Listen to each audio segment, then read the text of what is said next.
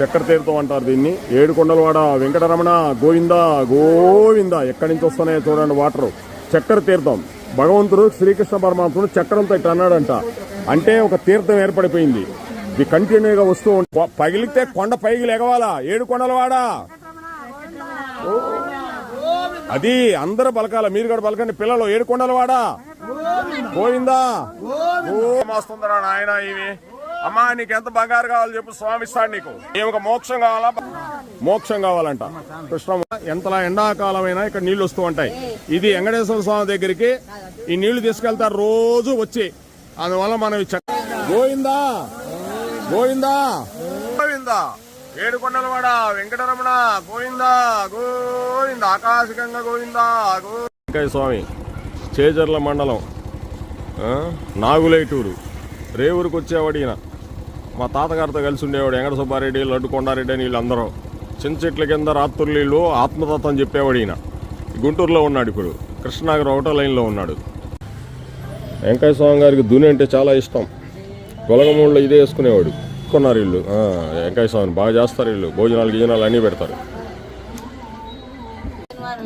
బా జై శ్రీ వెంకయ్య స్వామి గారికి, శ్రీ నాగులేటూరు వెంకయ్య స్వామి గారికి, శ్రీ గొలగమూడి వెంకయ్య స్వామి గారికి, జై వెంకయ్య స్వామి గారికి, జై జగద్గురు శ్రీమద్ విరాట్ పోతులూరి వీర బ్రహ్మేంద్ర స్వామి వారికి, మాతా గోవిందమామకి, జై సిద్ధయ్య స్వామికి, ఏగంటి బసవయ్య స్వామికి, ఏగంటి హరహర మహాదేవ శంభో శంకర. ఏడుకొండలవాడ వెంకటరమణ గోవిందా గోవిందా. పెట్టుకొని వెంకయ్య స్వామికి ఆరాధన చేస్తారండి. గుంటూరులో కృష్ణనగర్ 1వ లైన్లో అందరికి భోజనాలు పెడుతుంటారు. చాలా గొప్ప విశేషం. వెంకయ్య స్వామి గారు చాలా గొప్పవాడు. ఈయన నెల్లూరు జిల్లా నాగులేటూరు చేజర్ల మండలం నాగులేటూరు గ్రామం అయింది. రోజు రేవూరుకు వస్తుండేవాడు. పెన్నా నది దాటాడు. ఒకరోజు పెన్నా నదిలో తాటాక మట్టేసుకొని దాని మీద కూర్చొని ఉరవడిలో బయటకు వచ్చాడు అవతలకి. అంత గొప్పవాడు వెంకయ్య స్వామి అంటే సామాన్యుడు కాదు. మాకు కూడా వెంకయ్య స్వామి చెప్పాడు మా ఇంట్లో కూర్చొని. మా ఇంట్లో ఉండేవాడు మా మేనత్త తులసమ్మ. అయితే రాగి సంగటి ఏం తినేవాడు కాదు. ఆవు పాలు అరటి పండేవాళ్ళు ఆయనకి. ఆ 2 తింటాడు. లేకపోతే అన్నం అయితే గెలికేసి కాకులకు పెట్టేస్తాడు. మా మేనత్త స్వయంగా పెట్టేది. మాకు ఆయన చేతిలో కర్ర ఒకటి ఉండేదంట. మా ఊరోళ్ళు అందరూ అడిగారు మాకేం చెప్తామని అడిగారు. ఎవరికి చెప్పలా.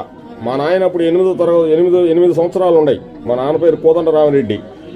కర్ర తీసుకొని కుడి తొట్టుంటే అక్కడి నుంచి గీత రాసి ఇది మాత్రమే ఉంటుందా, ఇదంతా అమ్మేస్తారా, మొత్తం పొలాలని నమ్మేస్తారని వెంకయ్య స్వామి మాకు ఆ రోజు చెప్పాడు. దాదాపు 1945 సంవత్సరం 50 సంవత్సరాల్లో చెప్పాడు. చెప్తే ఆయన ఏం చెప్పాడో అవన్నీ కూడా మా నాన్నగారు అమ్మేశాడు మొత్తం. మా నాన్నగారు ధర్మరాజు. రాసుకోరా నేను చెప్పేదాన్ని పెన్సిల్తో రాసుకున్నాడు. మరి తర్వాత నీకు పెట్టే కొడుకు ఉత్తరం పోతాడరా, చాలా భక్తి మార్గంలో ఉంటాడని చెప్పాడంట. అదే జరిగింది. నేను ఇటు వచ్చా.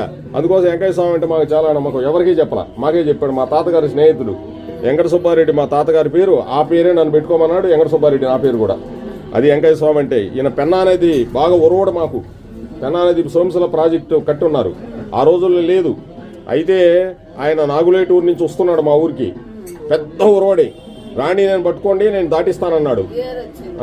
నువ్వు పిచ్చాక నువ్వేం దాటిస్తావన్నారు. సరే చూసుకొని ఆయన చేతిలో తాటాకు ఉంది. తాటాకేసి కూర్చున్నాడు. సర్రని అవతలకి వెళ్ళిపోయాడు. అంత మహిమాన్వితం గలవాడు ఈయన. అది వెంకయ్య స్వామి గారు. బ్రహ్మంగారు భక్తుడు, మహాభక్తుడు బ్రహ్మంగారికి. మా తాతగారిని తీసుకెళ్లాడు. బ్రహ్మంగారి మఠం మోదరమ్మన్నాడు. మా తాతగారికి పిల్లలు లేరు అప్పుడు. మా నాయనం పోయి తీసుకొచ్చింది. మరి ఈ జన్మలో నీకు లేదు పోరా వెంకట సుబ్బ అన్నాడు. వచ్చే జన్మలో ఉంది పో అన్నాడు. అదే జరిగింది.